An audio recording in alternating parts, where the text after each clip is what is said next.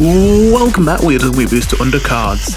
It's been a while since I've made a proper actual video on a deck that isn't, looking at patch notes, so I thought it was overdue that I actually do something, and, well, Gemstones has been reworked, as most of you should probably already know by now, and I'm very happy about that. And since the new Gemstones archetype is much more control orientated, which is of course right on my alley, that's exactly the kind of thing I like to play, I obviously decided I'd give it a try. Now admittedly, while I've still put effort into trying to make this deck as well as I can, I didn't want to play quite as many games for this one. I wasn't really in the mood to put too much effort into this deck because, it's the obvious thing that everyone's trying right now, and I tend to like investing more time into decks that might be a bit more unexpected. This video isn't necessarily me saying, oh hey, this deck's super overpowered, you should try it, because I only had a 50% win rate with this deck. It's more just, hey, if you think the new Gemstones are fun, here's a deck you can run with it, and also just a way for people who maybe still watch these videos but don't play Undercards so much to see how the new rework is and see if it maybe makes them want to come back. I certainly would not blame anyone for not wanting to come back after seeing how overpowered Gemstones was. I'm sorry to keep hammering it in, even for those people who of course have already heard me complain a lot about Gemstones, and of course it especially feels bad now that they've been reworked and it's already been changed, but I do think I have to make clear for those of you who haven't been watching all my videos, who maybe just play Undercards and this is the first video of mine you've seen, that Gemstones was stupidly overpowered. It wasn't just a thing of some people were crying about it because it was an annoying deck.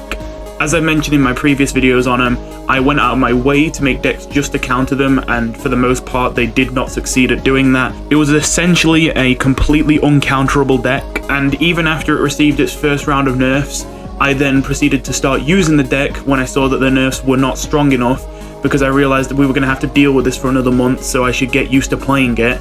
And, well, in that video, by the end of it, I had an above 80% win rate at Legend with it. Above 80% is absurd. And I'm not even a regular Legend player, like I'm not always at the top. Some seasons I don't even make it to Legend, even though I do most seasons. But with all that negative stuff said, that does mean of course I am very happy with these reworks, and I'm very glad the developers had the courage to take this completely different direction with them, because I know there's more of a temptation to just, oh, maybe we'll just tweak it a little bit and keep just tweaking it a little bit until it's good or it's not overpowered. At the end of the day, I'm not sure if slight tweaks to the balance of things would ever have fixed Gemstones. Just looking at Pickaxe alone,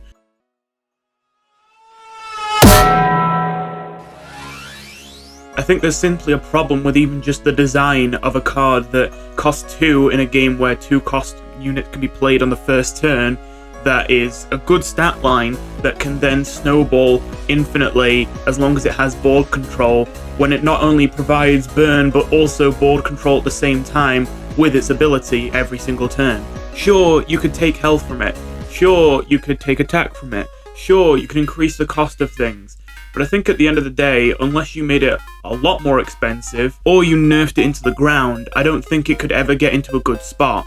So I want to commend the developers for having the courage to just take it to a completely different place instead. As generally reliable as it is to just make things a bit stronger when they're not doing too good and make them a bit weaker when they are doing too good, sometimes when something seems to be hated regardless of whether it is good or not, it just hits a point where you have to look at it and say, right, making this a better card isn't going to make the game more enjoyable, making this a worse card isn't going to make the game more enjoyable, this needs to be a different card. Well, anyway, with all that out of the way, here's the deck. Although, just a note that if the gameplay is showing cards not in the deck, that's because I changed a couple cards in this deck basically after every game. I found it really hard to pick the cards that should go in this deck because there's just so many Gemstone cards and so many of them seem good that it's really hard to figure out which ones you want to cut, because if you run all the Gemstone cards, as many copies of each as you can, what you'll end up with is a deck with basically no slots left for any of the actual synergy in the deck. But of course, this is a control deck, as you might have expected, but it doesn't look like your normal control deck. Well, it does mostly, but the one thing that might seem a little bit strange is, weirdly enough, we don't really have that many expensive cards in this control deck. There's barely anything that costs more than 10. In fact, there's only one card, and it's the last addition to the deck. I added this card very late. So how does this win in the late game if it's running so many cheap cards as a control deck? Well, quite simply, even though the cards in the deck are relatively cheap, I think the few cards it has are the only cards it needs to win in the late game. Soulless Chris and Noel. Those cards in combination are the majority of your win condition. Usually I would feel this isn't a thorough enough win condition, although Soulless Chris is pretty thorough. I would usually like to add a few more legendaries that are potentially game ending in there. However, the thing is, I realised that everyone will be playing Gemstones. They've just been reworked, they're massively different, they seem quite fun. Of course, everyone's going to be playing them. And I realised, well, if I get out there, if everyone's playing Control, then I feel like whoever the winner will be in that situation is whoever gets to their win condition first. So although it's still a Control deck, it's a Control deck that's also meant to be able to race other Control decks by having not quite as many expensive cards in the deck so you can get a better early game. As well as that, I just think it's appropriate to run less early game in this deck anyway in the first place because, well, even though these cards themselves are quite cheap, almost all of them add more gemstones to your hand. And even with all these cheap cards in the deck, I still struggle to not burn cards while playing this deck because of just how many gemstones you can get, especially with Waterfall Sign if you really push that. You could alternatively also run this deck with Kara. I was sent a deck code by one of my viewers using Kara, and essentially the only reason I picked Soulless Chris over Kara was what I just mentioned. I feel like Soulless Chris could race a bit more than Kara could. Well, that and I admittedly find Soulless Chris really fun.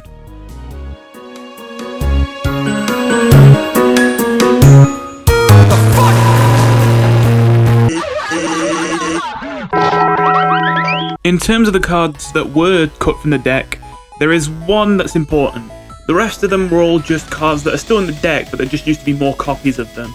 But there is one card that did get completely cut and removed from the deck, and I kind of saw it coming: Cage Jester. Now, of course, I thought Cage Jester probably makes the most sense with Gemstones because you're going to be using a lot of them, which means you're going to be spending a lot of gold on spells, so it seems like a Gemstone deck is one of the only kinds of decks where you're feasibly actually going to be able to charge up Cage Jester. So, of course, I put Cage Jester in here, and I thought, you know what, maybe it'll help. Maybe it will help with the whole lack of win conditions thing. Again, it should be enough with just Soulless Chris and Noel, but of course, it does feel a little bit sketchy having those as my only win conditions. The result, though, is exactly what I expected. If you didn't watch my previous video, when I saw Cage Jester, even before I played it, the first instinct I had is this card needs a buff. At the end of the day, spending any amount of gold on spells before the turn that you play something to get an effect to trigger is already an extremely clunky and awkward effect to trigger. But at the very least, with most cards like that, you don't have to spend a certain amount of gold, you only need to spend one. Which means, especially in a deck like Gemstones, where you have lots of one-cost spells that you're probably slowly playing one at a time, you can activate these cards not by just getting lucky and just happen to have played a spell the turn before you want to play the thing, or by having to delay yourself by one turn before you play it, but instead just by the fact that your deck tends to play a spell every single turn, which means that every single turn that effect is activated, and it's not necessarily a thing of luck or having to wait a turn before it happens. However, the fact that Cage Jester specifically requires you to spend 4 or more gold on spells, especially when a lot of the good spells in the game cost around 3, it leads to its effect being ridiculously hard to trigger, especially multiple times like it's clearly intended to. But even all these issues could have been avoided, and it could have all still been worth it in the end, if the actual benefit of charging up Cage Jester was significant and instant. However, it's neither of those things. The benefit from Cage Jester is just a few Chaos Weapons shuffled into your deck, which are certainly above average cards, but not single-handed win conditions. And yes, it can be a lot more than just a few, but in my experience, I never even managed to get the Freedom Artifact up to 2 counters, which really bodes badly for Cage Jester, considering Cage Kings gives you a 5/6/6 that gives you a reduced cost Chaos Weapon of your choice. That means that unless you can get 2 Chaos Weapons off of Cage Jester, it is literally objectively worse than Cage Kings. It does the same thing, except you don't get to pick your Chaos Weapon, you don't get a 6/6 with it, you don't get a cost reduction, and then on top of that, you have to pay 8 gold over 2 turns on spells, rather than just having to pay any amount of gold on any spell the turn before you play Cage King. And even then, if you manage to do 2 Chaos Weapons, that is not better, that is just arguably equal. Even then, I'd rather just have the Cell Key. So yeah, you can probably guess what Cage Jester got replaced with. 2 copies of Cage Kings, which I didn't even just put in just because I thought, oh, but I still want to run a Cage Jester-like thing, I'll just pop these in. I genuinely think they are quite good for the deck. I don't know if 2 is correct, it might just be that I put 2 in for fun, but I do like them in the deck because, as I mentioned, even though just the 2 win conditions should be enough, it is nice to also have the backup Chaos weapon that might give you the last push you need to win the game. But yes, other than that, the only cards that were cut from the deck were cards that were either just control spells or Gemstone Cards, which I'm still running, but just not running 3 copies of anymore. Well, that and Cracked Geode. I don't remember if I actually played any games with Cracked Geode, because I'm trying to remember if I cut it before I even played the deck, or if I cut it after my first game, but that was a card I was thinking wouldn't be as good as the other Gemstone Cards in comparison. Not that it's bad, but just that the other Gemstone Cards are better and the slots get quite tight in this deck. At the end of the day, if we're running Patience and we have Defrosting, and as well as that we're already able to do a lot of damage with the Gemstones thanks to Stalagmite, it feels completely unnecessary to get extra 1 damage AoEs. Even if this deck wanted 1 damage AoEs, we're already running Snow Warning and it does work quite well in the deck because we have a decent amount of paralyze effects. As for the artifacts, we have health and we have good food. So, health is a very basic artifact, just increases your maximum health by 5, and yes, you do start with that amount as well. It's not like you start with 30 health still, but your maximum is 35. You have 35 health from the start. This artifact should be free, so you should already have it. And since it is one of the starting artifacts, as well as being less popular than its alternative Poke, you might think it's kind of memey that I'm running health. But I think ever since this Chapter 2 series of cards dropped, health has actually become a significantly better artifact. It's just consistently been that there are decks around which struggle to kill you when you just have that little extra 5 points of health. Poke is such a crazy popular artifact right now, and although health and Poke negate each other's effects, I would still say that if you're running health against someone who's running a deck running Poke, you've basically probably countered their game plan. Because even though both of your effects have taken effect, and essentially all that's happened is you both wasted 1 artifact slot, and you both start with 30 health instead of one of you starting with 35 or any of you starting with 25. At the end of the day, a lot of Poke decks are very finely tuned to consistently kill their opponent when they have 25 health, and a lot of them, surprisingly, just that little extra few points is enough to make the deck fall apart. I've mentioned before when I was making the base Justice deck that when I was not running Poke, I had so many games that I lost because the opponent just started making a comeback when they were down like 2 or 3 health. It's really surprising how much of a difference that 5 health makes. But then there's also good food, which was recently reworked this update, and if you watched my last video talking about that, you might be a bit confused because I didn't seem to like the sound of it in that update video. Well, if you didn't already realize by reading the comments, I completely misinterpreted what it was. I thought that the text was describing how the card that good food shuffles into your deck worked. I thought that you still got good food shuffled into your deck when you triggered the artifact, and it was just that if you drew 1, you could only get its effect once per turn, and if you drew multiple in a turn, it would only give you the heal 1. I think that would have been a terrible balance change that would have maybe nerfed it and that maybe deserved, but nerfed it in a way that's stupid and really annoying. However, that was not how it was changed. I completely misunderstood. Essentially, it's kind of a buff and a nerf. Probably more a nerf, but a reasonable buff to balance things out as well. Good food no longer shuffles any cards into your deck. Instead, it gives you the healing instantly, which is the buff side of it. The nerf side of it is obviously that the healing is only once per turn no matter what. Overall, I still had more fun using the previous version of Good Food, but I'm not going to say this balance change is wrong, even though I'm sad to see it go. At the same time, I can imagine that if they're making this change that Good Food was overpowered, even though I wasn't really sure if I'd call it overpowered, I can see it, to be fair, because it did provide an insane amount of healing whenever it did get enough time to pop off. And to be fair, I realized that I'm still using the nerfed version right now. I still looked at the other options I had for a control deck, for an artifact that would keep me alive, and still thought, you know what, Good Food still looks like the best one for just simply staying alive, even though it's just been nerfed and even though I have other options. The deck wasn't running enough 5 or more cost monsters to really use Prosperity. I was already running Health, and there aren't really that many artifacts besides that that just purely serve to protect you. Maybe Parachutism, but even Parachutism, like, that's more a board control one, and I don't think the deck really has any good synergy with that, aside from the fact that you could use it to trade into soul cages. So as weird as this might be to hear, I would say health is actually the most important artifact in this deck. Also, if you can help it, try to trigger Good Food every turn. Well, every turn that you're damaged. If you do want some alternative artifacts, if you don't want to run those 2 artifacts for whatever reason, I've already mentioned Prosperity is usable in this deck, but I just don't think there's enough 5 or more cost monsters for it to be better than Good Food. But the other one is, I actually think that Spy could be decent. It is a generally defensive card, and it doesn't really require any synergy to work that would make it not work with the deck. It's just that Spy is generally a little weak. I see why it's so weak. It's like I just mentioned. Spy is one of the few artifacts that really doesn't require any kind of synergy to work. That being said, I would like to see if Spy could get like a small buff. Maybe just making the card it gives you happen every 4 turns instead of every 5. Aside from that, I honestly did want to run this deck with a legendary artifact, especially because I feel like I don't use them that much. It feels like every single deck I make is just poke noodles. But I have to admit, there's just not a legendary artifact that works in this deck. The only one that seems like it would work is Gaster Blasters with Science, but even then, I feel like I would literally value the health artifact more than Gaster Blasters from Science, and, well, I would also be able to run a second artifact if I run health. I think that just staying alive is a lot more important, and while Gaster Blasters can help with that, they won't if it's just a question of direct damage. In terms of Gemstone Cards, we're running 3 copies of Pickaxe. Not a surprise, it's an amazing stat line, it's got transparency, so it's basically unkillable the turn you play it. Still like before when it was stupid overpowered, but now it's got even more health. Only of course now it's not going to kill you like 5 turns into the game. Now instead it's going to provide you a lot of board control, but not a way to kill your opponent stupidly fast with it. Not much I can say, it's just a reliable card that's good at getting you on the board early. Not that you're playing to kill your opponent early, but still it's nice to have control of the board early. Then there's Bag of Goodies, which I think is definitely one of the better gemstone cards out there.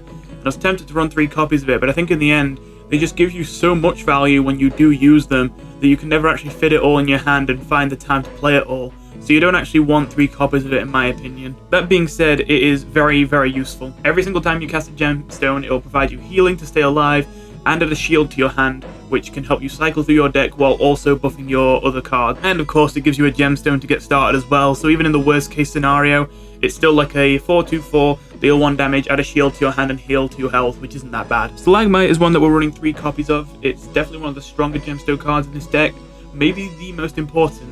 Essentially because it means these tiny little 1 damage gemstones are now going to be significant board control that will actually kill just about everything. I was a bit apprehensive at first. I was a bit like, oh, but it's going to die at the turn it's played every single time, and oh, you don't get one of the gemstones until it's already dead, and that's kind of dumb because you want the gemstones before it dies because it's its ability. But in the end, I think the fact that it's cheap enough means that you can basically always get all the work you want done with this unit on the turn that you play it. Any more is just a bonus. And as well as that, even if you can't get all the gold you want to be able to do that, this can also sometimes be played without any gemstones the turn it's played if you just realize that your opponent is in a nasty enough situation that they're not going to be able to kill it. Sometimes you can be wrong in situations like that, and even though it seems like they won't be able to kill it, they can just have a card in their hand that's perfect for dealing with it. But even in those situations, a lot of the time you're taking a very valuable resource out of their hand at that point, and the trade might be worth it. Like, I don't think you'll be sad if you drop Stalagmite when your enemy has an empty board, and then they drop a Scarf Mouse and silence it.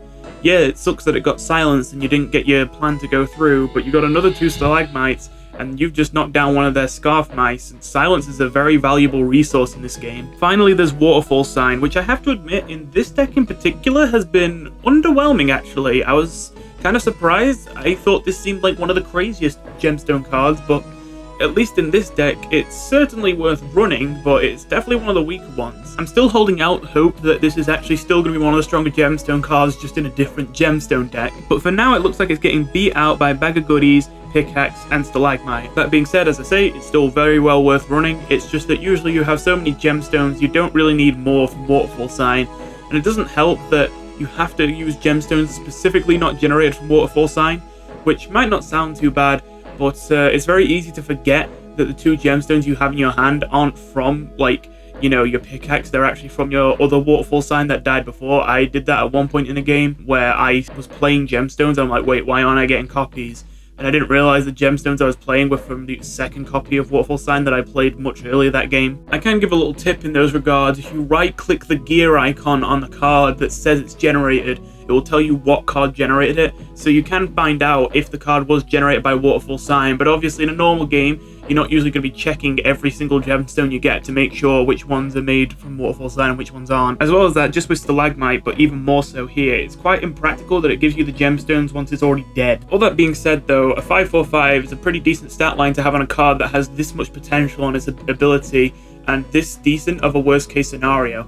Like, even if you do not get a single extra gemstone from Waterfall Sign, just a 5/5 dust add 2 gemstones to your hand, is that bad? I think that's actually pretty good. And finally there's Magic Crystal, which is usually a real table-turning play when you actually slam it down, because you'll almost always play it in combination with either Stalagmite or Lancer. Either way, each single one of those 1 hits is now dealing 3 damage instead of 1, leading to this being an 8-drop that not only puts a nice big body on the board, but then also deals 12 damage split across all enemies, which is basically always enough to wipe their board, all while also adding another spell to your hand which not only triggers your shock, but then fills your hand with 3 extra 1 damage pin. Yes, it's limited at 4, it doesn't technically fill your hand no matter how empty it is, but I've not had a single game where I've actually been able to get all 4. This is another reason why the deck isn't really running basically any cards that cost more than 10.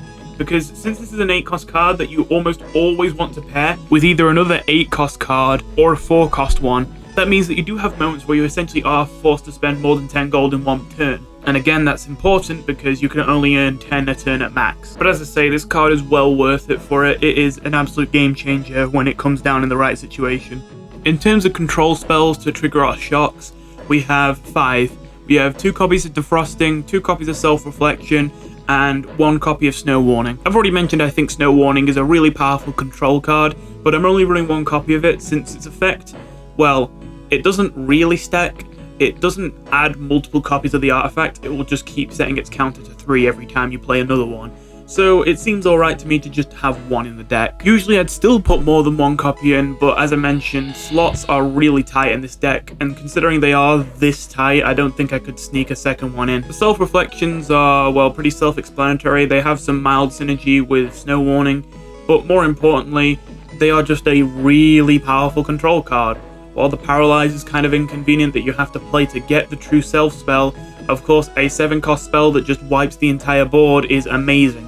And if you can just run that in your deck and the only downside is you have to play a subpar spell to get it in the first place, I think that's fine. I think you run 2 copies of that. And then the big swing spell, if you can set it up right, is of course Defrosting, which has always been a spell that I think makes Patience honestly better at what used to be Perseverance's job, dealing with damaged monsters. It's kind of weird because I don't think that's supposed to be Patience's, like, identity, but I can't lie, Defrosting is a really powerful card for dealing with damaged monsters. It gives you a lot of incentive to keep the opponent's board damaged and then for only deal 4 damage to everything. Dealing 4 damage to every enemy monster on the board is like a Chaos Weapon's best case scenario effect, and Patience can get it for only 3 gold. All you have to do is set up damaged monsters. The only reason I didn't use Defrosting more before this is because, since I mentioned I don't think it's supposed to be their identity, it feels like they just don't have that many tools to enable it. And then in comes Gemstones, a deck which gives you loads and loads of 1-cost spells that just deal 1 damage to spam, and it just feels like the perfect setup. In fact, that's what led me to even picking Patience in the first place as the soul for this deck.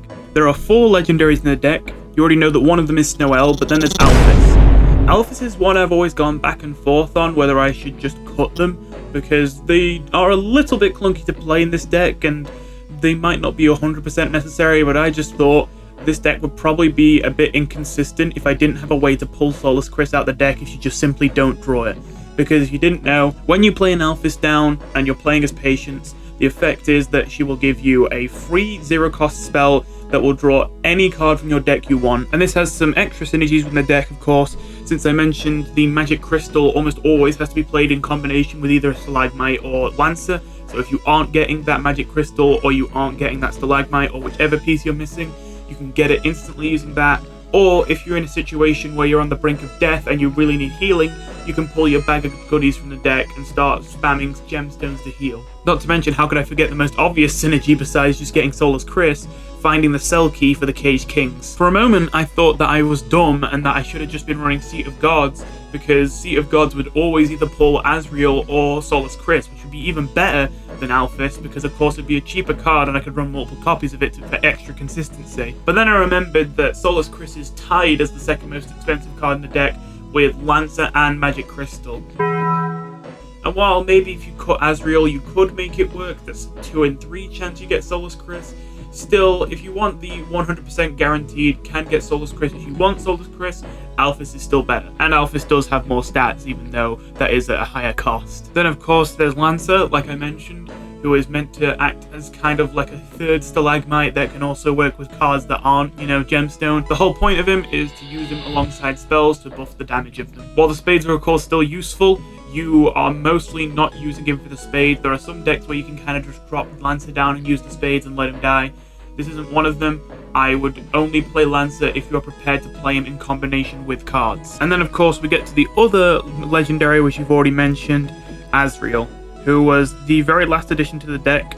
And essentially it just came down to, I was kind of right with the whole I'm going to be racing other control decks thing, so I should try to get to my win condition faster. But you can only kill people so fast with Soulless Chris, and essentially when I was in a Soulless Chris mirror, my opponent had Azrael and I did not, and that meant that I just barely lost. And looking at that game and thinking about the fact that most people probably would be running Soulless Chris with Gemstones too, I thought, yeah, I can't get away without running Azrael. I need to run it. I'm already running a decent amount of healing because I'm concerned about just staying alive. It makes sense to run Azrael. I was just a bit apprehensive because of how expensive they are. I thought that maybe I couldn't fit him into the deck because of deck slots, but since I had added 2 copies of a card simply just for healing, I thought, well, I can cut one of those copies because Azrael is also healing. Speaking of which, it isn't a legendary, but I believe that's the last card in the deck I haven't mentioned yet. Metaton Fountain. As I said, I was running 2 at one point, but I cut it down to 1 to put Azrael in. Not much to say about these. They're taunts, and they also heal, and they keep me alive, and they can sometimes be used to protect stalagmites. Not much fancy about them, they just exist to make the deck work and make me not die. So that's the deck. Thank you for watching, and I'll see you in the next one.